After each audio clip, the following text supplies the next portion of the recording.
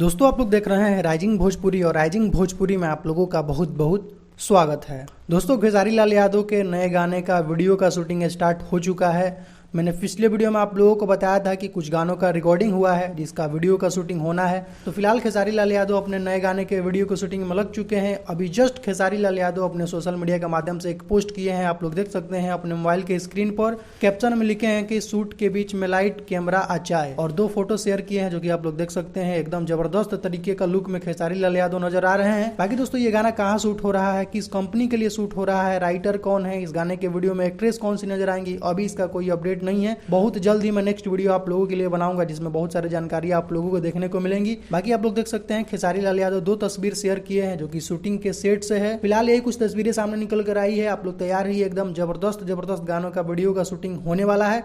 तो दोस्तों कुछ यही है अपडेट। बाकी खेसारी लाल यादव के जो भी गाने रिलीज हुए हैं एकदम जम के बज रहे हैं। सेंट के सीसी गाना एकदम काफी ज्यादा ट्रेंड में है। अभी फिलहाल वो गाना बहुत ज्यादा बज रहा है और रील्स भी उस गाने पर काफी ज्यादा बन रहे हैं। तो दोस्तों कुछ यही है अपडेट अभी का। तो इस वीडियो में सिर्फ इतना ही, मिलते हैं नेक्स्ट वीडियो में। Thank you so much.